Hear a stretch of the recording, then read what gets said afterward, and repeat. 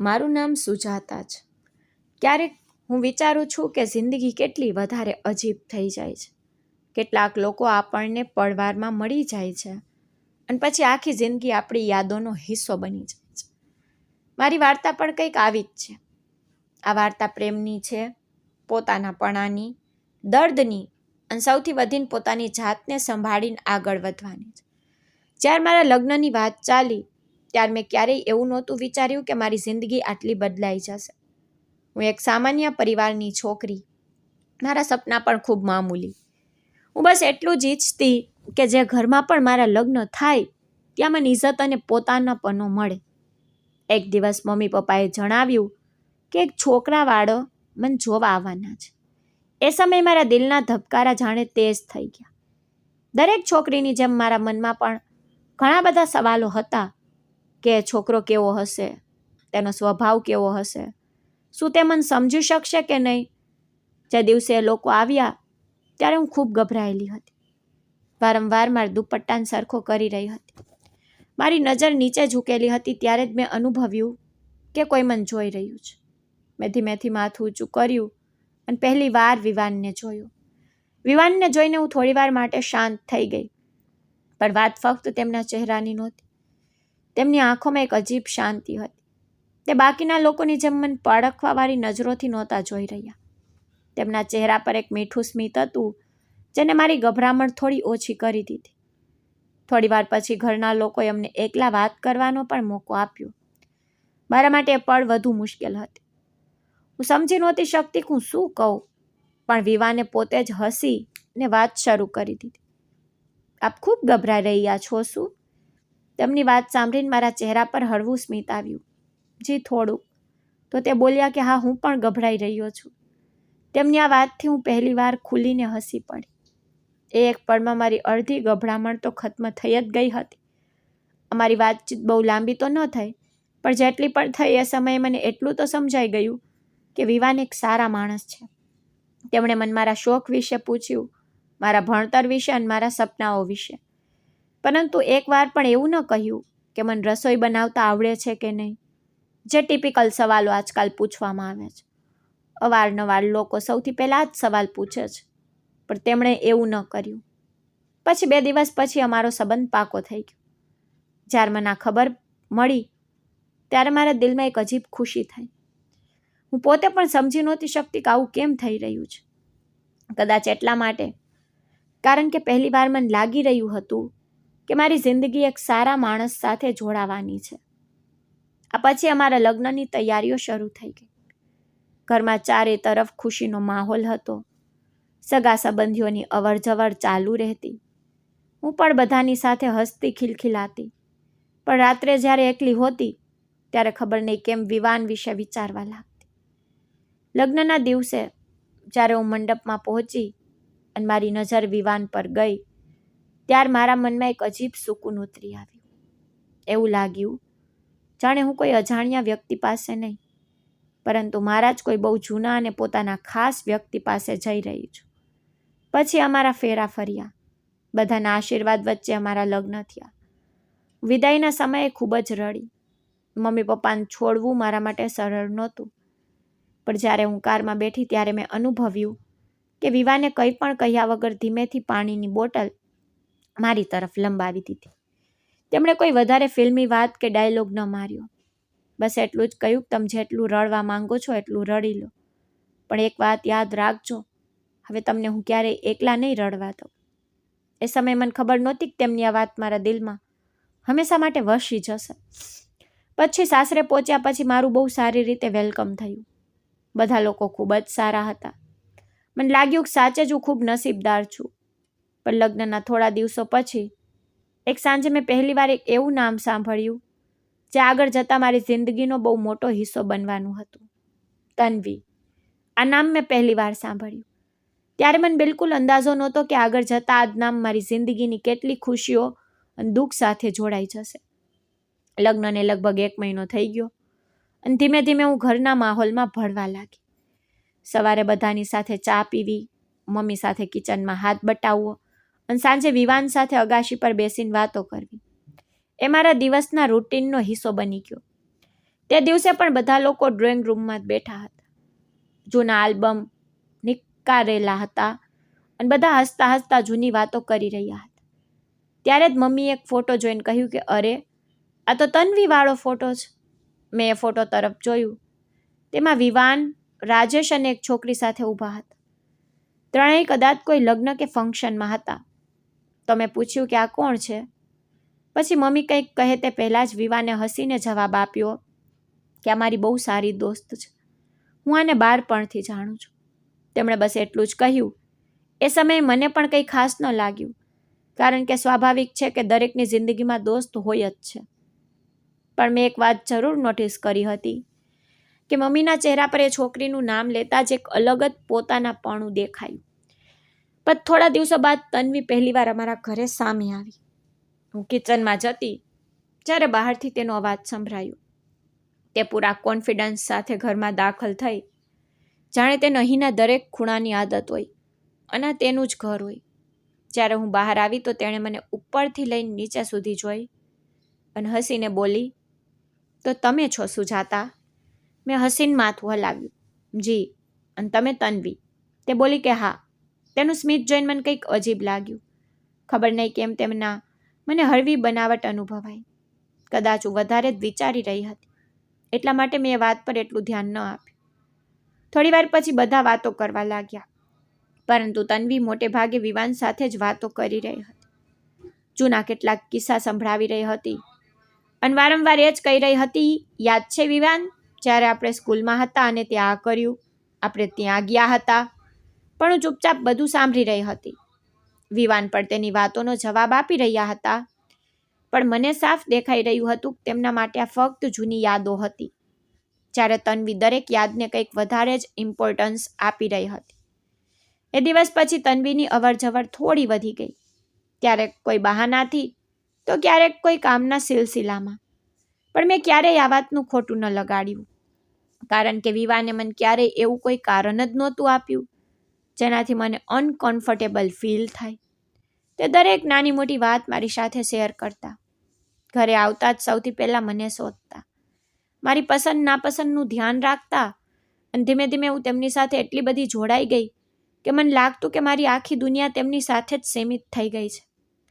એક રાત્રે અમે બંને અગાસી પર બેઠા હતા. હળવો પવન ચાલી રહ્યો હતો અને આકાશમાં ચાંદ સાફ દેખાઈ રહ્યો હતો. મેં અચાનક જ તેમને પૂછ્યું કે એક વાત પૂછું તમને? તે બોલ્યા કે હા પૂછો. તન્વી તમારી ફક્ત દોસ્ત છે? વિવાન થોડી વાર ચૂપ રહ્યા. પછી તેમણે મારી તરફ જોયું કે તું એવું કેમ પૂછી રહી છે? બસ એમ જ. પછી તે હળવું હસ્યા. સુજાતા, કેટલાક સંબંધો એવા હોય છે જેને લોકો ખોટા સમજી લે છે. તન્વી મારી દોસ્ત હતી અને છે પણ બસ તે દોસ્ત જ રહેશે. હું આના પર ચૂપ રહી. પણ તેમણે આગળ કહ્યું, મારા દિલમાં તેના માટે કંઈ હોત તો આજે તું મારી પત્ની જ ન હોત. તેમની વાત સાંભળીને મારા મનમાં જે એક નાની ગેરસમજ હતી તે પણ ખત્મ થઈ ગઈ. એ રાત્રે હું બહુ શાંતિથી સૂતી અને મને શું ખબર હતી કે જે વાતને હું ખતમ સમજી રહી હતી તે તો હજી શરૂ થઈ હતી. થોડા મહિનાઓ પછી અચાનકથી ખબર મળી કે તન્વીના લગ્ન નક્કી થઈ ગયા છે અને જે છોકરા સાથે તેના લગ્ન થવાના હતા તેનું નામ સાંભળીને હું થોડીવાર માટે ચોંકી ગઈ. તે કોઈ બીજું નહીં પણ રાજેશ જ હતો, વિવાનનો પોતાનો નાનો ભાઈ. તન્વીના લગ્નની ખબર સાંભળીને ઘરમાં ખુશીનો માહોલ હતો. મમ્મી પપ્પા પણ ખુશ હતા કે એક સારી છોકરી ઘરની વહુ બનીને આવશે. મેં પણ એ જ વિચાર્યું કે હવે તન્વીની પોતાની નવી જિંદગી શરૂ થશે અને કદાચ તેનું પૂરું ધ્યાન પોતાના સંબંધ પર જ હશે. થોડા મહિના પછી તન્વી અને રાજેશના લગ્ન થઈ ગયા. લગ્ન પછી જ્યારે ત્યાં ઘરમાં વહુ બનીને આવી તો શરૂઆતમાં બધું બિલકુલ નોર્મલ રહ્યું. તે બધા સાથે હસીને વાત કરતી, ઘરના કામમાં હાથ બટાવતી, મારી સાથે પણ સારી રીતે વ્યવહાર રાખતી. મેં તેના વિશે મારા દિલમાં ખોટા ખ્યાલ ન રાખ્યા. સાચું કહું તો મને તો સારું જ લાગતું હતું કે ઘરમાં એક વહુ વધુ આવી ગઈ છે. કેટલાય કામ વેચાઈ જતા અને ઘરમાં રોનક પણ વધી ગઈ. પણ ધીમે ધીમે મને કેટલીક વાતો અનુભવાવા લાગી. રાજેશ બહુ સીધો, શાંત સ્વભાવનો અને મહેનતુ છોકરો હતો, પણ ઇમોશન્સને ખુલીને તે એક્સપ્રેસ નહોતો કરી શકતો. બીજી તરફ તન્વી દરેક વાતમાં બહુ ધ્યાન, બહુ ઇમ્પોર્ટન્સ અને દરેક સમયે પોતાની વાત મનાવવાની આદત હતી. નાની નાની વાતો પર બંને વચ્ચે ચર્ચા થઈ જતી. ક્યારેક ફરવા જવાને લઈને, ક્યારેક ખર્ચાઓને લઈને, ક્યારેક કોઈ ઘરેલું વાતને લઈને. શરૂઆતમાં મને લાગ્યું કે નવા લગ્નમાં આવું થવું તો નોર્મલ હોય છે. બે અલગ અલગ લોકો એકસાથે પોતાની જિંદગી શરૂ કરે તો થોડો ટાઈમ તો લાગે જ છે. પણ મહિનાઓ વીત્યા પછી પણ તેમની વચ્ચેની નોકઝોક ઓછી ન થઈ. બીજી તરફ મારી અને વિવાનની જિંદગી પોતાની રફતારથી ચાલી રહી હતી. અમે બંને કોઈ પરફેક્ટ જોડી તો નહોતા. અમારી વચ્ચે પણ ક્યારેક ચર્ચા થઈ જતી, પણ અમે બેસીને વાત કરી લેતા અને દરેક વાતને શોર્ટ આઉટ કરી લેતા. જો હું નારાજ હોત તો તે મન મનાવી લેતા અને તે મારાથી કોઈ વાત પર રૂઠી જતા તો હું તેમને મનાવી લેતી. આમ વધારે વાર લડાઈ ન કરતા. વિવાનની આદત મને બહુ જ વધારે ગમતી. તે કોઈ પણ પ્રોબ્લેમને બીજા દિવસ સુધી લઈને નહોતા જતા. દિવસ ખતમ થતાં તે વાતને ત્યાં જ ખત્મ કરી દેતા. જો ક્યારેય મને કોઈ વાતનું ખોટું લાગી પણ જાય તો તે પોતે આવીને મને પૂછી લેતા શું વાત છે, આજે તું આટલી વધારે ચૂપ કેમ છે, અને પછી અમે વાત કરીને મામલાને ત્યાં જ ખત્મ કરી દેતા. કદાચ આ જ કારણે અમારા સંબંધમાં ધીમે ધીમે ઊંડો ભરોસો આવી ગયો. પણ આ જ વચ્ચે મેં તન્વીના વ્યવહારમાં એક બદલાવ જોવાનો શરૂ કર્યો. જ્યારે પણ ઘરમાં મારી કોઈ વાતની પ્રશંસા થતી, તેના ચહેરા પર હળવી નારાજગી દેખાઈ જતી. અને મમ્મી કહેતી કે મેં સારું ખાવાનું બનાવ્યું છે તો તન્વી તરત જ કોઈ બીજી વાત છેડી દેતી. અને કોઈ સગા સંબંધી મારી પ્રશંસા કરતા તો તે વાત જ બદલી નાખતી. તેને કદાચ મારી પ્રશંસા કરવી અને મારા વિશે સારી વાત થવી ગમતી જ નહોતી. આ કોઈ એમ તો મોટી વાત નહોતી, પણ વારંવાર આ બધું થવા લાગ્યું. પછી મેં પણ રિએક્ટ ન કર્યું. મને હંમેશા એવું લાગતું કે દરેક માણસનો સ્વભાવ અલગ જ હોય છે. કદાચ હું જરૂરત કરતાં વધારે વિચારી રહી છું. એક દિવસ બપોરે હું અને તન્વી કિચનમાં કામ કરી રહ્યા હતા, ત્યારે તેણે મને અચાનક કહ્યું કે તું તો બહુ કિસ્મતવાળી છે. અને હું હસી પડી. અચ્છા, કેમ? તેને કહ્યું બસ એમ જ, કેટલાક લોકોને કંઈ પણ માગ્યા વગર બધું મળી જાય છે. હું તેનો મતલબ પૂરી રીતે જ ન સમજી. ખેર મેં હસીને કહ્યું કે એવું કંઈ નથી. દરેકની જિંદગીમાં પોતાની અલગ પરેશાની હોય છે. તેણે મારી તરફ જોયું અને બોલી કે હા, હોઈ શકે છે. તેના અવાજમાં કંઈક એવું હતું જેને હું સમજી જ ન શકી, પણ મેં વાતને ત્યાં જ છોડી દીધી. પછી એક દિવસ ઘરમાં કંઈક એવું થયું જેણે આખી ફેમિલીને હલાવીને મૂકી દીધી. મમ્મીની તબિયત અચાનકથી બગડવા લાગી. તેમને તરત જ હોસ્પિટલ લઈને જવામાં આવ્યા. ડૉક્ટરે પૂરી કોશિશ કરી, પણ ઉંમર અને હેલ્થ સાથે જોડાયેલી કેટલીક પ્રોબ્લેમ્સના કારણે તેમને બચાવી ન શકાયા. તે દિવસે પહેલીવાર મેં મારા ઘરને આટલું વધારે ખામોશ અને વિરાન જોયું હતું. વિવાન પણ બહુ વધારે તૂટી ગયા હતા. રાજેશ પણ ચૂપ રહેવા લાગ્યો અને હું બસ બધાને સંભાળવાની કોશિશ કરી રહી હતી. આ મુશ્કેલ સમયમાં અમે બધા એકબીજાનો સહારો બન્યા. પણ આ વચ્ચે મેં અનુભવ્યું કે તન્વી પહેલાં કરતાં ક્યાંય વધારે ચીડચીડી અને કડવી થતી જઈ રહી છે. કદાચ તેને પોતાની લગ્નની પરેશાનીઓ હતી કે કદાચ જિંદગીથી તેની ખ્વાહિશો પૂરી નહોતી થઈ રહી. વજહ જે પણ હોય, પણ હવે તેના મનની કડવાશ કેટલી વાર મારા પર નીકળવા લાગી.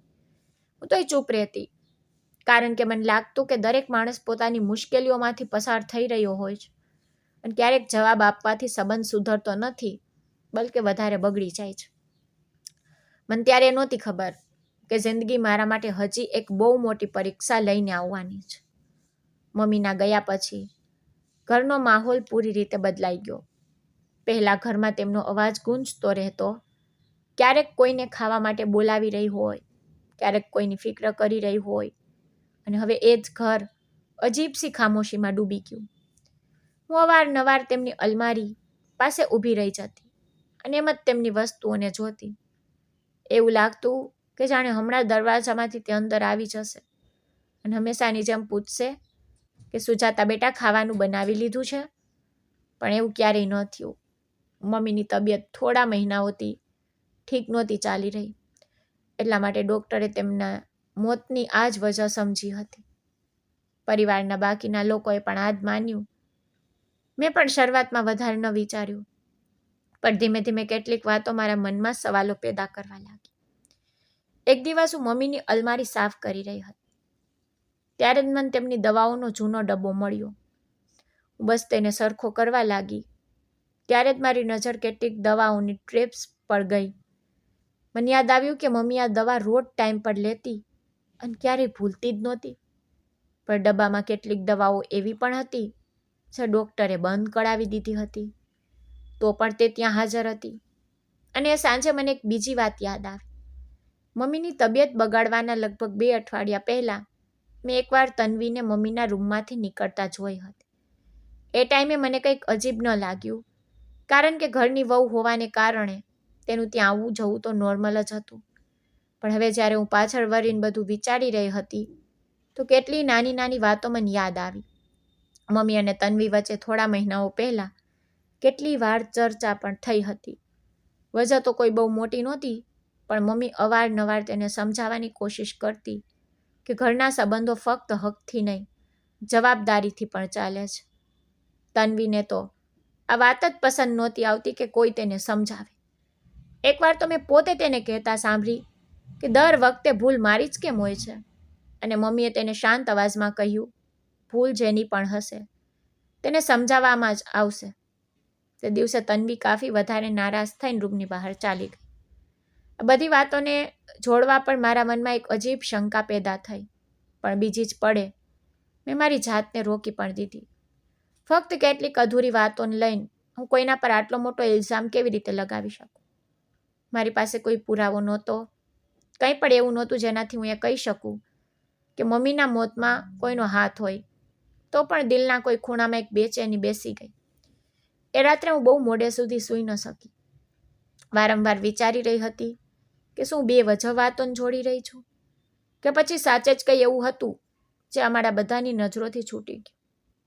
હું કોઈ પણ નતીજા પર ન પહોંચી, પણ એટલું જરૂર હતું કે પહેલી વાર મને તન્વીને જોઈને અજીબસી શંકા અનુભવા લાગી. એક એવી શંકા જેને હું સાબિત જ નહોતી કરી શકતી અને ન તો પૂરી રીતે નજરઅંદાજ કરી શકતી હતી. મમ્મીના ગુજરી ગયા પછીથી બહારથી જેટલું આપણે નોર્મલ દેખાવાની કોશિશ કરી રહ્યા હતા, પણ અંદરથી એટલા જ તૂટી ગયા હતા. કેટલી વાર વિના કારણે મારી આંખોમાં આંસુ આવી જતા. ઘરનો કોઈ ખૂણો જોઈને મને મમ્મીની બહુ વધારે યાદ આવતી. આવા ટાઈમમાં વિવાને મને ક્યારેય પણ એકલી અનુભવા ન દીધી. તે જાણતા હતા કે હું મમ્મી સાથે બહુ વધારે જોડાઈ ગઈ હતી. કેટલી વાર રાત્રે મારી આંખ ખુલતી તો હું ચૂપચાપ બેસી રહેતી અને વિવાન કંઈ પણ પૂછ્યા વગર મારી પાસે આવીને બેસી જતા અને બોલતા કે તને મમ્મીની યાદ આવી રહી છે ને? અને હું બસ માથું હલાવી દેતી. આના પર તે મારો હાથ પકડીને કહેતા કે મને પણ તેમની બહુ વધારે યાદ આવે છે, પણ જો તે આપણને આ રીતે ઉદાસ જોશે તો તેમને સારું નહીં લાગે. વિવાનની વાતો દિલને થોડું સુકૂન આપી દેતી. ધીમે ધીમે મારું રૂટીન પણ તે બદલવાની કોશિશ કરવા લાગ્યા. કોઈ સાંજે તે મને બહાર ફેરવવા લઈ જતા, તો ક્યારેક મારી પસંદગીની મીઠાઈ લઈ આવતા. ક્યારેક વિના કારણે મારાથી કહેતા ચાલ આજે આપણે બહાર જમવા જઈએ છીએ. અને એક દિવસ મેં તેમને કહ્યું કે તમે દરેક ટાઈમ મારું આટલું ધ્યાન રાખો છો, તો તે હસ્યા. કહેવા લાગ્યા કારણ કે તું મારી જવાબદારી નથી, મારી પત્ની છે. તેમની આ વાત સાંભળીને મારી આંખો ભરાઈ આવી. કદાચ પ્રેમની સૌથી સુંદર વાત આ જ હોય છે કે તેમાં મોટા મોટા વાયદાઓની જરૂર નથી પડતી. નાના નાના એફર્ટસ જ ઘણું બધું કહી જાય છે. પણ આ ઘરમાં એક એવો સંબંધ બીજો હતો જે દરેક દિવસે થોડો વધુ ઉલટતો જઈ રહ્યો હતો. સાંજના ટાઈમે હું કિચનમાં હતી. વિવાન પણ ઓફિસથી નહોતા આવ્યા. ત્યારે જ મને ડ્રોઈંગ રૂમમાંથી તન્વી અને રાજેશનો ઊંચો અવાજ સંભળાયો. પહેલાં તો મેં એટલું ધ્યાન ન આપ્યું, પણ તેમની ચર્ચા વધતી જ જઈ. તન્વી નારાજ થઈને બોલી, તને મારી કોઈ પરવા જ નથી. રાજેશ કહેવા લાગ્યો, અચ્છા એવું શું નથી કર્યું મેં? શું કર્યું છે તે? ક્યારેય ક્યાં ફેરવવા લઈને ગયો છે? ક્યારેય મારી સાથે ટાઈમ વિતાવ્યો છે તે? બસ ઓફિસ અને પોતાના કામમાં ઉલઝેલા રહો છો. રાજેશે ઊંડો શ્વાસ લીધો. કહેવા લાગ્યો કે દરેક માણસનો સ્વભાવ અલગ હોય છે. તન્વી, મને દરેક ટાઈમ ફરવું હરવું પસંદ નથી. તો લગ્ન જ કેમ કર્યા તે મારાથી? તન્વીનો અવાજ વધુ તેજ થઈ ગયો. હું શું માંગી રહી છું? થોડો ટાઈમ જ તો માંગી રહી છું. બસ હું તારી પાસે. રાજેશ પણ ચીસ પાડીને કહ્યું, તો હું શું કરું? જ્યારે પણ વાત કરું છું તને કોઈને કોઈ વાતની ફરિયાદ જ રહે છે, કારણ કે તું મને સમજતી જ નથી. કેટલીક પળો માટે ઘરમાં સન્નાટો છવાઈ ગયો. પણ તન્વી એ વાત કહી જે કદાચ તેના મનમાં ઘણા દિવસોથી હતો. જુઓ, વિવાનને સુજાતાનું કેટલું વધારે ધ્યાન રાખે છે. વાહ! તે ક્ષણે રાજેશનો ચહેરો તરત જ બદલાઈ ગયો. તેને આ સરખામણી બિલકુલ પસંદ ના આવી. કહેવા લાગ્યો કે તારે દરેક વાતમાં વિવાન ભૈયાને વચ્ચે લાવવાની શું જરૂર છે? ઓછામાં ઓછું તે પોતાની લાઈફને સ્પેસ તો આપે છે. રાજેશ આ વાત પર પૂરી રીતે નારાજ થઈ ગયો. જો તને દરેક વાતમાં બીજા કોઈનો સંબંધ આટલો સારો લાગતો હોય તો પછી મારી કોઈ વાતમાં તને ક્યારેય સચોટતા કે સારાપણું દેખાશે જ નહીં. આટલું કહીને તે ત્યાંથી ઊભો થઈને ચાલ્યો ગયો. તે બંનેની વાત મારા દિલમાં ઉતરી ગઈ. તે રાત્રે હું ઘણી મોડે સુધી વિવાનના ખંભા પર માથું મૂકીને બેસી રહી. તે સમયે મને લાગ્યું કે ભલે જિંદગીમાં ગમે તેટલી મુશ્કેલીઓ કેમ ન હોય, જ્યાં સુધી વિવાન મારી સાથે છે દરેક દર્દ સહન કરી શકું છું. પણ માણસ અવારનવાર ભવિષ્ય વિશે બહુ ભરોસાથી વિચારી લે છે અને જિંદગી ત્યાંથી જ આપણને ચોંકાવી દે છે જ્યારે આપણને સૌથી વધારે સારું અનુભવાઈ રહ્યું હોય છે. તે દિવસોમાં ગરમી પોતાના પૂરા જોર પર હતી. બપોરના સમયે તો એવું લાગતું હતું કે જાણે હવા પણ આગ બનીને સળગાવી રહી છે. ઘરના જૂના પંખા સતત ચાલતા રહેતા છતાંય હવા ખૂબ ઓછી લાગતી. મને એમ પણ ગરમી વધારે જ લાગતી. ઉપરથી મમ્મીના ગયા પછી મારું મન પણ ઠીક રહેતું નહીં. ક્યારેક માથું દુખવા લાગતું અને બેચેની જેવું અનુભવાતું. અને વિવાનને કદાચ આ વાત પહેલાંથી જ નોટિસ કરી લીધી હતી. એક દિવસ બપોરે કિચનમાંથી કામ પતાવ્યું તો હું પૂરા પરસેવામાં પૂરી રીતે પરેશાન થઈ ગઈ. વિવાન તે દિવસે ઘરેથી જ કામ કરી રહ્યા હતા. તો તેમણે મને જોઈને બોલ્યા, તું ઠીક તો છે ને? મેં જવાબ આપ્યો કે હા, બસ મને ગરમી બહુ લાગી રહી છે. તો તેમણે કંઈ ના કહ્યું, પણ તેમના ચહેરા પરથી લાગતું હતું કે તેઓ કંઈક વિચારી રહ્યા છે. બીજા દિવસે તેઓ ઓફિસ ગયા અને સાંજે પાછા ફરતી વખતે કેટલાક લોકોને સાથે લઈને આવી ગયા. થોડી વાર પછી ખબર પડી કે તેઓ અમારા રૂમમાં એસી લગાવી રહ્યા છે. વિવાન, આની શું જરૂર હતી? તો તેઓ હસ્યા. જરૂર હતી ત્યારે તો હું લગાવી રહ્યો છું ને, પણ અત્યારે તો આટલો મોટો ખર્ચ. તેમણે મારી વાત વચ્ચે જ રોકી દીધી. દરેક ખર્ચ નકામો નથી હોતો. જો આનાથી તને આરામ મળશે તો મારા માટે એટલું જ ઘણું છે. થોડી વાર તેમને જોતી જ રહી ગઈ. મને ખબર હતી કે આ નિર્ણય તેમણે બહુ વિચારી સમજીને લીધો હશે. તેઓ ક્યારેય દેખાડા માટે પૈસા ખર્ચ કરનારાઓમાંથી નહોતા. તે જ સમયે મારી નજર દરવાજા તરફ પડી, જ્યાં તન્વી ઊભી રહીને બધું જોઈ રહી હતી. તેના ચહેરા પર સ્મિત તો હતું, પણ આંખોમાં કંઈક અલગ જ હતું. તે દિવસ પછી મેં એક બીજી વાત નોટિસ કરી. કેટલી વાર મને લાગતું હતું કોઈ અમને જોઈ રહ્યું છે. જો હું અને વિવાન અગાસી પર બેઠા હોઈએ તો થોડી વાર પછી તન્વી પણ કોઈને કોઈ બહાને ત્યાં આવી જતી અને અમે આંગણામાં બેસીને ચા પી રહ્યા હોઈએ તો તે બારી પાસે આવીને ઊભી રહી જતી. કેટલી વાર તો મને એવું લાગતું હતું કે તે મારી વાતો પર પણ ધ્યાન આપવાની કોશિશ કરે છે. એક બપોરે હું મારા રૂમમાં બેઠી હતી. એસી ચાલી રહ્યું હતું અને બહાર બહુ તેજ ગરમી હતી. મેં જોયું તન્વી પરસેવાથી પરેશાન થઈને કિચનમાંથી નીકળી છે. તેનો ચહેરો લાલ થઈ રહ્યો હતો. મને સાચે જ તેના માટે ખરાબ લાગ્યું તો મેં અવાજ આપીને કહ્યું, તન્વી, જો બહુ ગરમી લાગી રહી હોય તો મારા રૂમમાં આવીને બેસી જા. અહીં ઘણી ઠંડક છે. તેણે મારી તરફ જોયું. તે થોડી સેકન્ડ સુધી ચૂપ રહી, પછી બોલી, હું કેમ આવીને બેસું તમારા રૂમમાં? હું તો બસ એટલા માટે કહી રહી હતી કે બહુ વધારે ગરમી છે. તે હલકું હસી, પણ તે હાસ્યમાં પોતાપણું નહોતું. મને કોઈની મહેરબાનીની જરૂર નથી. આટલું કહીને તે ત્યાંથી ચાલી ગઈ. હું થોડી વાર સુધી તેને જતી જોતી રહી. મને સમજમાં નહોતું આવતું કે તે મારાથી આટલી વધારે નારાજ કેમ રહે છે. મેં તો ક્યારેય તેનું ખરાબ પણ નથી ઈચ્છ્યું. તે સાંજે જ્યારે મેં આ વાત વિવાનને જણાવી તો તેઓ સિર્ફ એટલું જ બોલ્યા કે કેટલાક લોકોના મનમાં જે વાતો હોય છે ને તેને આપણે બદલી શકતા નથી, એટલા માટે તું વધારે ના વિચાર.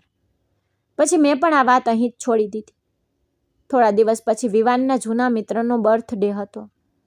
તે દિવસે તેઓ ઓફિસથી વહેલા આવી ગયા. તેમણે મને જણાવી દીધું કે આપણે જવાનું છે, એટલા માટે હું પણ તૈયાર થઈ ગઈ.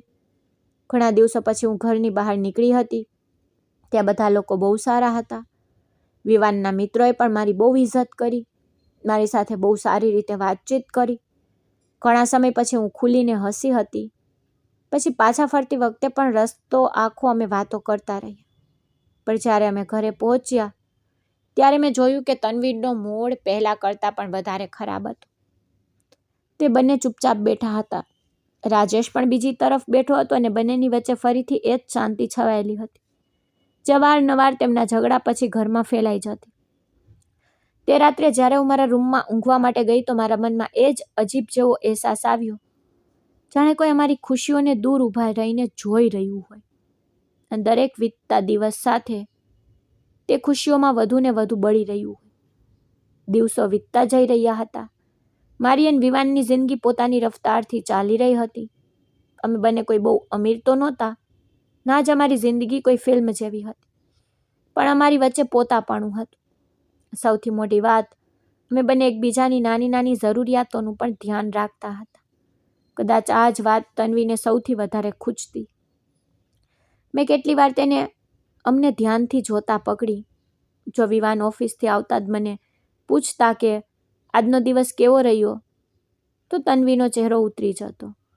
જો તેઓ બજારમાંથી મારી પસંદગીની કોઈ નાની વસ્તુ પણ લઈ આવતા, તો તે થોડી વાર માટે ચૂપ ઊભી રહીને જોતી રહેતી. મને સમજ આવવા લાગ્યું હતું કે તે મારાથી બળે છે. એક સાંજે હું બાલ્કનીમાંથી કપડાં ઉતારી રહી હતી કે નીચે આંગણામાં રાજેશ અને તન્વી બેઠા હતા. પહેલાં તો મને તેમની વાતો નોર્મલ લાગી રહી હતી, પણ થોડી વાર પછી તેમનો અવાજ ઊંચો થવા લાગ્યો. દરેક વાતમાં તું ફરિયાદ કેમ કરતી રહે છે તન્વી? રાજેશે પરેશાનીથી ભરેલા અવાજમાં કહ્યું. કેમ કે મારું સાંભળે જ છે કોણ? તન્વીએ પણ તરત જ જવાબ આપ્યો. હું સાંભળું તો છું. તન્વી બોલી. સારું, તમે સાંભળો છો, પણ અફસોસ મને સમજતા નથી. રાજેશ થોડી વાર ચૂપ રહ્યો, પછી બોલ્યો કે તને આખરે જોઈએ છે શું? તો તે હસી પડી, અને તે હાસ્ય ખુશીવાળું નહોતું. ઓછામાં ઓછું એટલું તો જોઈએ કે તમારી જિંદગીમાં મારી થોડીક તો અહેમિયત હોય. પછી તેણે અચાનક બાલ્કની તરફ જોયું. મને નથી ખબર કે તેણે મને ત્યાં ઊભેલી જોઈ હતી કે નહીં, પણ આગલી ક્ષણે તે બોલી કે કેટલાક લોકો માટે તો તેમની પત્ની દુનિયાની સૌથી જરૂરી માણસ હોય છે. રાજેશ સમજી ગયો કે તે કોની વાત કરી રહી છે. પછી તેણે ઊંડો શ્વાસ લીધો અને કહ્યું કે તું ફરીથી સરખામણી કરવા લાગીને. તો તન્વીએ કહ્યું કે કેમ ન કરું હું સરખામણી? રાજેશે જવાબ આપ્યો, કેમ કે હું વિવાન નથી, અને આ જ તો પ્રોબ્લેમ છે. બસ આટલું સાંભળતા જ રાજેશ ત્યાંથી ઊભો થઈને ચાલ્યો ગયો. હવે તેના ચહેરા પર ગુસ્સા કરતાં વધારે થાક દેખાઈ રહ્યો હતો. હું ઉપર ઊભી રહીને બધું સાંભળી રહી હતી, અને મને સાચે જ બહુ ખરાબ લાગતું. કોઈ બીજાની ખુશી જોઈને માણસ મોટિવેટ પણ થઈ શકે છે, પણ જો એ જ કંઈક તેના મનમાં ઈર્ષા બની જાય, તો તે પોતાને સૌથી વધારે નુકસાન પહોંચાડે છે. અને વિવાને જોયું કે હું વિચારી રહી છું. તેઓ મને બોલ્યા કે શું થયું? મેં તેમને પૂરી વાત જણાવી દીધી, તો તેઓ થોડી વાર ફરી ચૂપ રહ્યા. પછી બોલ્યા, સુજાતા, દરેક માણસ પોતાના સંબંધો પોતે બનાવે છે. આપણે ના તો કોઈના લગ્નને સારું બનાવી શકીએ છીએ અને ના જ ખરાબ બનાવી શકીએ. પણ મને ક્યારેક ક્યારેક તન્વી માટે ખરાબ લાગે છે. વિવાને માથું હલાવ્યું. મને પણ લાગે છે, પણ જ્યાં સુધી કોઈ પોતે પોતાની સોચ નથી બદલતું, તો ત્યાં સુધી બહારથી તો કોઈ પણ તેની મદદ નથી કરી શકતું. તેઓ આ વાત સાચી કહી રહ્યા હતા, પણ મારા મનમાં હવે એક બીજી વાત ચાલી રહી હતી. છેલ્લા કેટલાય સમયથી મને લાગતું હતું કે તન્વી સિર્ફ અમારાથી બળતી નથી. તે જાણે અમારી દરેક વાત પર નજર રાખે છે. કેટલી વાર હું કોઈ વાત સિર્ફ વિવાનને કહેતી, અને થોડા દિવસ પછી કોઈને કોઈક રીતે તન્વીને તે વિશે ખબર પડી જતી. પહેલાં હું એટલું ધ્યાન નહોતી આપતી, પણ જ્યારે આ વાત વારંવાર થવા લાગી, તો હું બહુ જ પરેશાન થઈ. એક દિવસ તો મને સાફ લાગ્યું કે જાણે તે જાણી જોઈને અમારી વાતો સાંભળવાની કોશિશ કરી રહી છે. તે સમયે તો મેં તેને કંઈ ના કહ્યું, કેમ કે મારી પાસે મારી વાતનો કોઈ પુરાવો નહોતો, ના કોઈ વજહ હતી. અને ઘરમાં નકામી હું કોઈ લડાઈ કરવા નહોતી ઈચ્છતી, પણ મનના કોઈ ખૂણામાં બેચેની વધતી જ જઈ રહી હતી. અને પછી થોડા જ દિવસો બાદ એક એવો અકસ્માત થયો, જેણે મને સાચે જ બહુ વધારે ડરાવી દીધી. હું મારા મનની નાની મોટી ચિંતાને પણ નજરઅંદાજ કરવાની કોશિશ કરતી રહી. આખરે દરેક ઘરમાં કંઈક ને કંઈક ટેન્શન તો હોય જ છે, પરંતુ મને શું ખબર હતી કે મારી જિંદગીનું સૌથી મોટું દુઃખ મારા દરવાજે દસ્તક દઈ ચૂક્યું છે. તે દિવસે પણ સવાર બિલકુલ સામાન્ય દિવસો જેવી જ હતી. વિવાન નાસ્તો કરીને ઓફિસ જવાની તૈયારી કરી રહ્યા હતા. જતાં જતાં હંમેશની જેમ તેમણે મને પૂછ્યું કે સાંજે કંઈ લઈને આવું છે શું? તો હું મુસ્કુરાઈ કે ના, બસ તમે વહેલા ઘરે આવી જજો. આના પર તેઓ પણ હસી પડ્યા. હા, હું કોશિશ કરીશ. પદ તેઓ ચાલ્યા ગયા. મને શું ખબર હતી કે તે છેલ્લી વાર હતી જ્યારે હું તેમને જતા જોઈ રહી હતી. બપોર વીતી ગઈ, સાંજ પણ થવા લાગી. હું તેમની રાહ જોઈ રહી હતી. ત્યારે જ ઘરનો ફોન વાગ્યો અને રાજેશે ફોન ઉપાડ્યો. થોડી સેકન્ડ પછી તેના ચહેરાનો રંગ ઉડી ગયો, હાથ ધ્રુજવા લાગ્યા. મેં ગભરાઈને પૂછ્યું કે શું થયું રાજેશ? તો તેણે તરત જવાબ ન આપ્યો. મારા દિલના ધબકારા તેજ થઈ રહ્યા હતા. પણ તેણે ધીમેથી કહ્યું કે વિવાનભાઈનો એક્સિડન્ટ થઈ ગયો. મારા પગ નીચેથી જમીન ખસી ગઈ. અમે બધા તરત જ હોસ્પિટલ પહોંચ્યા. આખા રસ્તે હું બસ એ જ પ્રાર્થના કરી રહી હતી કે તેઓ ઠીક હોય, બસ તેમને કંઈ થયું ન હોય, બસ એકવાર તેઓ ઠીક થઈ જાય. પણ હોસ્પિટલ પહોંચતા જ ડૉક્ટરની આંખોમાં જે શાંતિ મેં જોઈ તે વખતે જ મારું દિલ બેસી ગયું. ડૉક્ટરે કહ્યું કે તેમની હાલત બહુ વધારે ક્રિટિકલ હતી, આમ તેમને બચાવી ન શક્યા.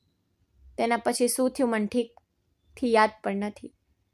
બસ એટલું યાદ છે કે હું ત્યાં જ ફ્લોર પર બેસી ગઈ.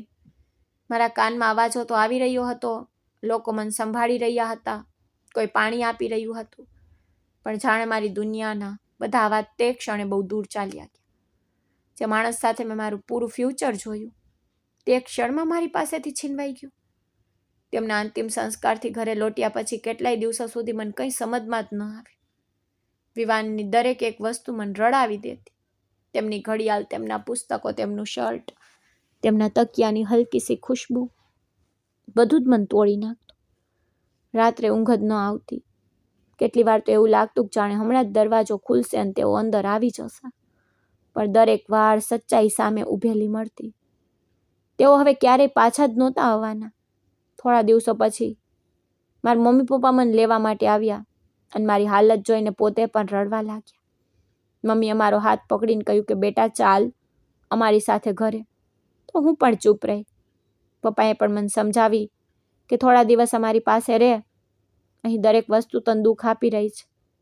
મેં આંસુ સાફ કર્યા અને ધીમેથી નામાં માથું હલાવ્યું કે ના પપ્પા. તેમણે હેરાનીથી મારી તરફ જોયું કે કેમ બેટા, તું અમારી સાથે કેમ નથી ચાલી રહી? રડમસ અવાજમાં કહ્યું આ સિર્ફ મારું સાસરું નથી, અહીં જ મારા પતિની યાદ છે. મમ્મી રડવા લાગી. મેં તેમનો હાથ પકડી લીધો. હું જાણું છું કે આપ લોકો મારી ચિંતા કરી રહ્યા છો, પણ હું ક્યાંય નહીં જાઉં, હું અહીં જ રહીશ. મારો અવાજ તૂટી રહ્યો હતો. તેમની પત્ની બનીને આ ઘરમાં આવી હતી અને હવે તેમની વિધવા બનીને પણ અહીં જ રહેવા ઈચ્છું છું. આ કહેતા મારો ગળગળો અવાજ થઈ ગયો. રૂમમાં થોડી પળો માટે પૂરી શાંતિ છવાઈ ગઈ.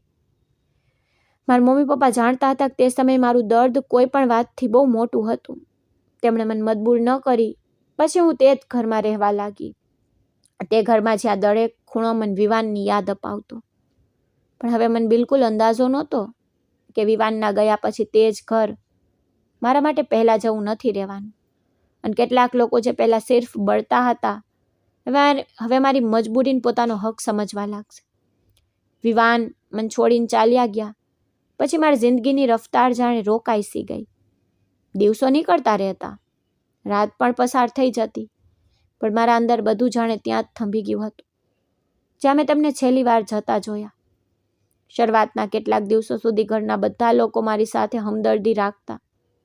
રાજેશ પણ પહેલાંની જેમ ઇજ્જતથી વાત કરતો, પણ સમય સાથે લોકોની જિંદગી પાછી પાટા પર લોટવા લાગી. ઓફિસ, કામ, રોજની જવાબદારીઓ, બધું ફરીથી નોર્મલ થવા લાગ્યું.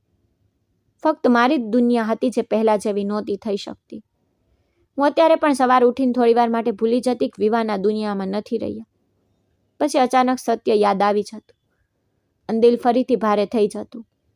આ જ દિવસોમાં મેં તન્વીના વ્યવહારમાં બદલાવ અનુભવ્યો, પણ હવે તેના વ્યવહારમાં એક પ્રકારનો હક આવી ગયો હતો. જો હું મારા રૂમમાં વધારે વાર બેસી રહેતી તો તે કહેતી કે આટલો પણ શું આરામ કરવો છે, ઘરનું કામ તો બધાએ જ કરવું પડે છે.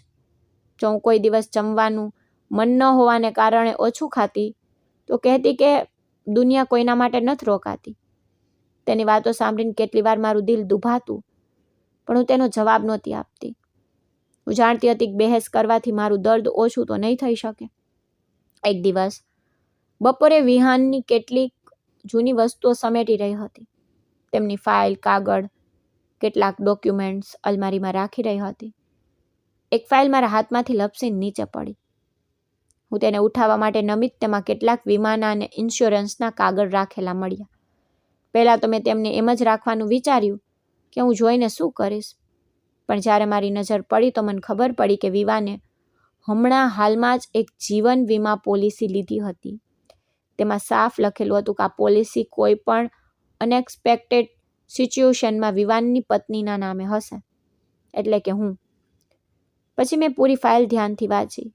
વિવાને કદાચ આ બધું બહુ પહેલાં જ વિચારીને રાખેલું હતું, જેથી ફ્યુચરમાં કોઈ પરેશાનીની હાલતમાં પરિવારને પૈસાની તકલીફ ન થાય.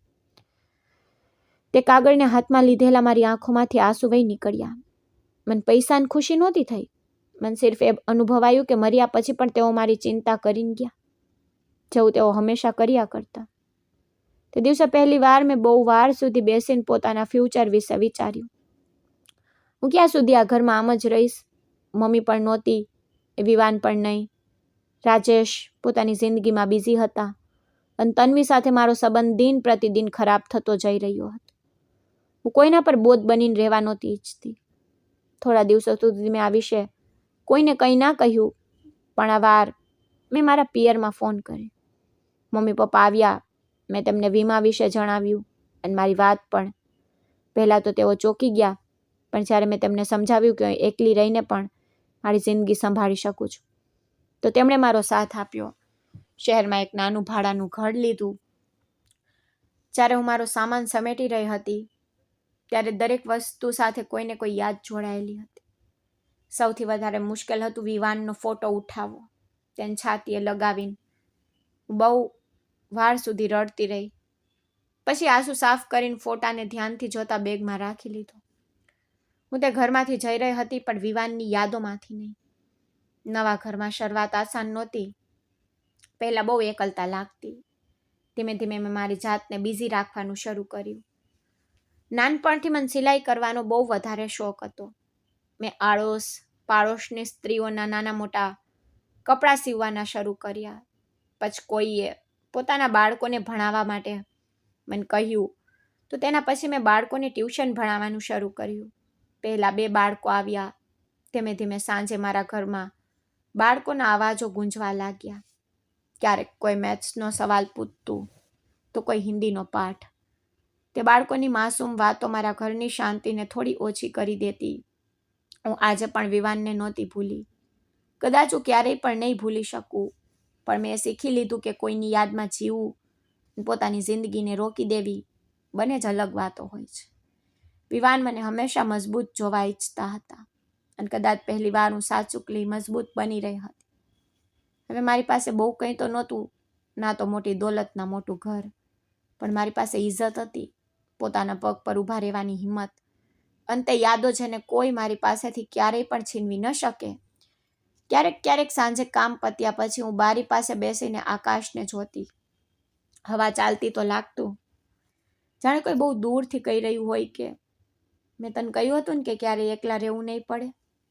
અને ત્યારે મારા ચહેરા પર આપોઆપ જ એક સ્મિત આવી જતું, કેમ કે હું જાણું છું કે કેટલાક સંબંધો સાથ છૂટી ગયા પછી પણ દિલથી ક્યારેય ન જતા. નવા ઘરમાં આવ્યાને લગભગ 2 મહિના થઈ ગયા. શરૂઆતના દિવસો આસાન નહોતા, પણ ધીમે ધીમે મેં મારી જાતને સંભાળતા શીખી લીધું. સવાર સિલાઈનું કામ, સાંજે બાળકોને ટ્યુશન, દિવસભર બિઝી રહેવાથી પણ મન થોડું હલકું રહેવા લાગ્યું. જોકે મારી રાતો આજે પણ મુશ્કેલ હોતી. કેટલી વાર સૂતા પહેલાં હું વિવાનનો ફોટો હાથમાં લઈને બેસી જતી, મનોમન વાતો કરતી. પણ હવે દર્દની સાથે સાથે જીવવાની આદત પણ બનવા લાગી. એક દિવસ મને બજારમાં જવાનું હતું, કંઈક સિલાઈનો સામાન ખરીદવા માટે, અને બાળકોની નોટબુકો પણ લેવાની હતી. હું દુકાનમાંથી સામાન લઈને બહાર જ નીકળી રહી હતી કે સામેથી તન્વી આવતી દેખાઈ. તેને જોઈને હું થોડી વાર માટે રોકાઈ ગઈ. તેણે પણ મને જોઈ લીધી. પછી થોડી વાર સુધી અમે બંને ચૂપ રહ્યા. મેં તેને પૂછ્યું કે કેવી છે તન્વી? તો તે બોલી કે હું ઠીક છું. તેનો જવાબ બહુ વધારે બેરુખીથી ભરેલો હતો. મેં વાત આગળ વધારવાની કોશિશ કરી અને પૂછ્યું, અને જણાવ, રાજેશ કેવો છે? તે પણ ઠીક છે. પણ થોડી વાર ચૂપ રહી. હું આગળ વધવાની હતી. તન્વી અચાનક બોલી, સાંભળ્યું છે કે તારું કામ તો ઘણું સારું ચાલી રહ્યું છે. આના પર હું મુસ્કુરાઈ કે હા, ઉપરવાળાનું દીધેલું છે. હા, સારી વાત છે. ઓછામાં ઓછું તારે કોઈના પર ડિપેન્ડ તો ન રહેવું પડે. પછી તે બોલી કે આમ તો તારી કિસ્મત હંમેશા સારી રહી છે. મેં તેની તરફ જોયું. શું મતલબ છે તારો? તે બોલી કે કંઈ નહીં, બસ વિચારતી હતી કેટલાક લોકોને માંગ્યા વગર જ બધું મળી જાય છે. આ એ જ વાત હતી જે તે પહેલાંથી કહેતી આવી રહી હતી. હું સમજી ગઈ કે તેના મનમાં આજે પણ એ જ કડવાશ બાકી છે. પણ મેં શાંત અવાજમાં કહ્યું, તન્વી, દરેક માણસની જિંદગી બહારથી જેટલી વધારે સરળ દેખાય છે અંદરથી એટલી હોતી નથી. તો તે તરત જ બોલી, હા, પણ કેટલાક લોકોને છતાં પણ બીજા કરતાં વધારે મળી જાય છે. આ વખતે હું તેનાથી કંઈ ના બોલી, કારણ કે મને અહેસાસ થઈ રહ્યો હતો કે તે મારી સાથે વાત નહોતી કરી રહી. તે બસ પોતાના મનની ભડાસ નિકાલી રહી હતી. પણ થોડી વાર બાદ તેને કહ્યું, ચાલ, મને મોડું થઈ રહ્યું છે. વગર હસ્યા ત્યાંથી ચાલી ગઈ. મને તેના પર ગુસ્સો ના આવ્યો, બલકે થોડીક હમદર્દી જેવું અનુભવાયું. કારણ કે મેં મહેસૂસ કર્યું કે વર્ષો વીતી ગયા પછી પણ તે આજે પણ ત્યાં જ ઊભી હતી જ્યાં પહેલાં હતી. તે આજે પણ પોતાની ખુશીઓને બીજાની ખુશીઓ સાથે કમ્પેર કરતી રહેતી. અને આ જ કારણ તે ક્યારેય ચેન જ નહોતી લઈ પાતી. પછી હું સામાન લઈને પાછી પોતાના ઘરે લોટી આવી. પણ એ મુલાકાતે મને એક વાત સાફ સાફ સમજાવી દીધી કે હું ભલે આ ઘરથી દૂર આવી ગઈ છું, પણ તન્વી પોતાના મનની બળતરાથી આજ સુધી દૂર નથી જઈ શકી. તન્વી સાથે બજારમાં થયેલી મુલાકાતને હવે થોડા દિવસ વીતી ગયા, પણ તેની વાતો વારંવાર મારા મગજમાં ઘૂમતી રહેતી. મને સમજાતું નહોતું કે આખરે તેના મનમાં આટલી કડવાશ છે કેમ. પછી એક બપોરે હું બાળકોની કોપીઝ ચેક કરી રહી હતી કે ત્યારે જ દરવાજા પર દસ્તક થઈ. મેં દરવાજો ખોલ્યો તો સામે રાજેશ ઊભો હતો. તેને જોઈને હું થોડીક હેરાન થઈ. રાજેશે હલકું વંદન હસ્યો. અંદર આવવા માટે નહીં કહેશો ભાભી? હું પણ હસી પડી અને તેને અંદર બોલાવ્યો. પછી મેં તેના માટે ચા બનાવી. થોડી વાર સુધી અમે બંને વાતો કરતા રહ્યા. તે મારા ટ્યુશન વિશે પૂછતો રહ્યો. ના જોઈને સાચે જ લાગી રહ્યું હતું કે હું ધીમે ધીમે પોતાની જિંદગી સંભાળી રહી છું. તેનો ચહેરો થોડોક ગંભીર થઈ ગયો. તેને કહ્યું, ભાભી, એક વાત કહું? મેં કહ્યું, હા હા બોલો. તેણે કહ્યું, જો તમને ક્યારેય પણ કોઈ પણ વસ્તુની જરૂર હોય, કોઈ પણ વસ્તુની, તો તમે મને જરૂર જણાવજો. હું થોડી વાર તેને જોતી રહી. તેની આંખોમાં દેખાવ નહોતો, તે સાચા જ દિલથી કહી રહ્યો હતો. મેં કહ્યું કે હા, હું ઠીક છું રાજેશ. તે કહેવા લાગ્યો કે મને ખબર છે તમે ઠીક રહેવાની કોશિશ કરી રહ્યા છો, પણ છતાંય તમે એકલા રહો છો. ક્યારેય કોઈ પરેશાની હોય તો તમે મને જણાવજો. મારી આંખો હલકીસી નમ થઈ ગઈ. વિવાનના ગયા પછી બહુ ઓછા લોકોએ આ રીતે કોઈ પણ સ્વાર્થ વગર મારો હાલચાલ પૂછ્યો હતો. મેં ધીમેથી થેન્ક યુ કીધું. થોડી વાર અમે બંને ચૂપ રહ્યા. બસ ખબર નહીં કેમ મારા મનમાં તન્વીનો ખ્યાલ આવી ગયો. મેં પૂછ્યું કે રાજેશ, એક વાત પૂછું? અને તે બોલ્યો કે જી ભાભી. ત્યારે મેં કહ્યું, તન્વી કેવી છે? તો તેણે ઊંડો શ્વાસ લીધો. હું સમજી ગઈ કે કદાચ સવાલ સરળ નહોતો. તે બોલ્યો, ઠીક છે, પણ તેના ચહેરા પરથી સાફ લાગી રહ્યું હતું કે વાત એટલી સામાન્ય નથી. મેં કહ્યું, થોડા દિવસ પહેલાં બજારમાં મને તન્વી મળી હતી. તો તે મારી તરફ જોવા લાગ્યો. મને ખબર નહીં, પણ તે મને કંઈ ઠીક ના લાગી. રાજેશ મારી વાત સાંભળીને ચૂપ રહ્યો. પછી મેં આગળ કહ્યું, તે હંમેશા આટલી કડવી કેમ રહે છે? આખરે આ વખતે તેણે નજર ઝુકાવી અને કાફી વાર સુધી કંઈ ના બોલ્યો. પછી ધીમેથી બોલ્યો, મને નથી ખબર, પણ તે ક્યારેય પોતાની જિંદગીથી ખુશ નથી રહી. હું ચૂપચાપ તેની વાત સાંભળતી રહી. જો તેની પાસે કંઈક છે તો તેને વસ્તુની ફિકર હોય છે, જે તેની પાસે નથી. તેની વાતમાં થાક હતો. લગ્ન પછી મેં બહુ કોશિશ કરી કે અમે બંને એકબીજાને સમજી શકીએ, પણ દરેક વાતમાં તે કમ્પેર કરતી હતી. હું સમજી રહી હતી કે તે કઈ તરફ ઇશારો કરી રહ્યો હતો. વિવાનભાઈ અને તમારી. તેને હામાં માથું હલાવી દીધું. રૂમમાં થોડી વાર માટે સન્નાટો છવાઈ ગયો. પછી તે બોલ્યો, કેટલી વાર મને લાગે છે કે તે કોઈની સાથે નહીં, પણ પોતાની જ ઉમ્મીદ સાથે લડી રહી છે. તેની વાત મારા દિલને સ્પર્શી ગઈ, કારણ કે કદાચ તે સાચું કહી રહ્યો હતો. કેટલાક લોકો બીજાથી ઓછા નથી હોતા, પણ તેમને હંમેશા લાગે છે કે દુનિયાએ તેમનો હિસ્સો નથી આપ્યો. અને આ જ વિચાર ધીમે ધીમે તેમને અંદરથી કડવા બનાવી દે છે. હું સમજી ગઈ કે તે પણ પૂરી રીતે ઠીક નથી. બસ પોતાની આદત મુજબ તે બધું ઈચ્છતો રહ્યો. થોડી વાર પછી તે ઊભો થઈ ગયો અને જતા જતા તેને ફરીથી કહ્યું, ભાભી, યાદ રાખજો, તમે એકલા નથી. મેં માથું હલાવ્યું અને તે ચાલ્યો ગયો. દરવાજો બંધ કર્યા પછી હું થોડી વાર ત્યાં જ ઊભી રહી. આજે પહેલી વાર મને રાજેશ માટે પણ દુઃખ અનુભવાયું, કારણ કે હું સમજી ગઈ હતી કે કેટલાક દુઃખ એવા પણ હોય છે જેને માણસ હસતા હસતા વર્ષો સુધી પોતાની અંદર લઈને ફરતો રહે છે. પહેલાં જ્યારે હું શાંતિથી ડરતી હતી, પણ હવે હર ટાઈમ કોઈને કોઈ કામ શોધતી રહેતી. પણ એ દિવસે ખબર નહીં કેમ મારું મન કોઈ કામમાં નહોતું લાગી રહ્યું. સાંજે બાળકોનું ટ્યુશન પૂરું થયું તો હું કંઈક કામ કરવા લાગી. અલમારીના ઉપરના ખાનામાં એક ડબ્બો રાખેલો હતો. એ જ ડબ્બો જેને હું ખોલવા માટે હિંમત નહોતી કરી શકતી. તેમાં વિવાનની કેટલીક વસ્તુઓ રાખેલી હતી. મેં ફરીથી ડબ્બો ઉતાર્યો, પલંગ પર રાખી દીધો. મારા હાથ ધ્રુજી રહ્યા હતા તો મેં ધીમે ધીમે તેને ખોલ્યો. સૌથી ઉપર તેમની એ જ ઘડિયાળ હતી જે લગભગ તેઓ રોજ પહેરતા. મેં તેના હાથમાં લીધી તો આંખો આપોઆપ જ ભરાઈ આવી. પછી તેમની જૂની ડાયરી મળી. મને યાદ હતું વિવાનને ક્યારેક ક્યારેક પોતાની વાત લખવાની આદત હતી. મેં ડાયરી ખોલી. તેમાં રોજની વાતો નહોતી, બસ ક્યારેક ક્યારેક લખાયેલી કેટલીક નાની મોટી વાતો હતી. એક પાના પર લખેલું હતું, સુજાતા જ્યારે પરેશાન હોય છે ને તો બહુ ઓછું બોલે છે.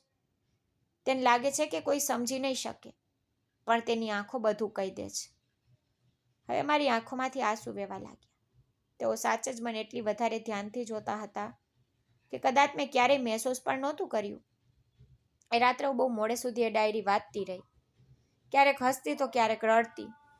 ક્યારેક લાગતું જાણે વિવાન અહીં જ ક્યાંક મારી પાસે બેઠા હોય. હું વિવાનને ભૂલીશ નહીં. હું તેમને ક્યારેય પણ નથી ભૂલી શકતી. હું તેમની યાદોમાં જીવવાની જગ્યાએ તેમણે આપેલી હિંમતના સહારે આગળ વધવાની કોશિશ કરીશ. અને કદાચ એ જ દિવસથી મારા અંદર એક બહુ નાનો બદલાવ શરૂ થઈ ગયો, જે આગળ જતાં મારી આખી જિંદગી બદલવાનો હતો. એ દિવસ પછી મેં પોતાની જાત સાથે કરેલો વાદો નિભાવવાની પૂરેપૂરી કોશિશ કરી. આજે પણ ક્યારેક તેમની કોઈ ફોટો પર નજર પડતી તો દિલમાં એક તકલીફ થતી, પણ હવે એ તકલીફની સાથે એક સુકૂન પણ જોડાઈ ગયું. ધીમે ધીમે મારો ટ્યુશન ભણાવવાનો બિઝનેસ વધવા લાગ્યો. એક બાળકથી શરૂ થયેલી વાત હવે 10-15 બાળકો સુધી પહોંચી ગઈ. શાંત થતાં જ મારું નાનું અમથું ઘર બાળકોના અવાજથી ભરાઈ જતું. અને કેટલી વાર હું તેમને જોઈને હસી પડતી, કારણ કે જે ઘરમાં ક્યારેક સિર્ફ શાંતિ રહેતી ત્યાં ફરીથી જિંદગીનો અવાજ લોટી આવ્યો. સિલાઈનું કામ પણ સારું ચાલવા લાગ્યું. આસપાસની મહિલાઓ મારા પર ભરોસો કરવા લાગી. કેટલાક લોકો કપડાં સીવડાવવા આવતા તો કેટલાક પોતાની પરેશાનીઓ પણ કહી જતા. દરેક માણસ પોતાની સોચ અને પોતાના નિર્ણયોનો બોજ ખુદ ઉઠાવે છે. મેં તન્વીને દિલથી માફ કરી દી, કારણ કે હું સમજી ગઈ હતી કે નફરત સૌથી વધારે એ માણસને બાળે છે જેના દિલમાં તે હોય છે. હવે હું સમજી ગઈ હતી કે કેટલાક લોકો આપણી જિંદગીમાંથી ચાલ્યા જરૂર જાય છે, પણ તેમનો પ્રેમ આપણા અંદર હંમેશા જીવતો રહે છે. અને જ્યારે પ્રેમ જીવતો હોય તો માણસ ક્યારેય સાચે જ એકલો નથી હોતો. મિત્રો, આશા રાખું છું તમને અમારી વાર્તા પસંદ આવી હશે. વાર્તા પસંદ આવી હોય તો વિડીયોને લાઈક કરો. ચેનલ પર નવા હોવ તો ચેનલને સબસ્ક્રાઈબ કરો. અને હા, નોટિફિકેશન બેલને જરૂર દબાવજો, જેથી આગલી અપડેટ સૌથી પહેલાં મળી રહે. ધન્યવાદ.